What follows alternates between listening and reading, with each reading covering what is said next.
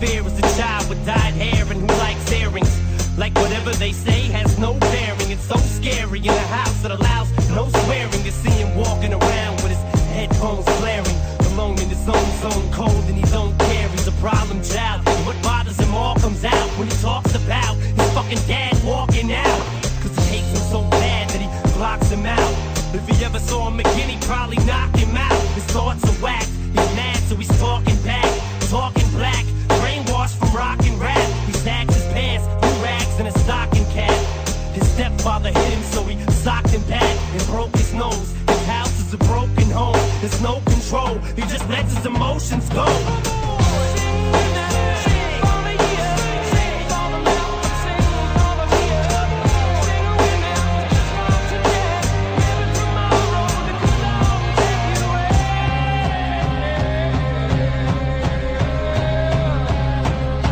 Entertainment is changing, intertwining with gangsters. In the land of the killers, a sinner's mind is a sanctum. Only you're unholy, only have one homie. Only this gun, only cause don't anyone know me.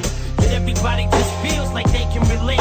I guess words are a motherfucker. They can be great, or they can degrade, or even worse, they can teach hate. It's like these kids hang on every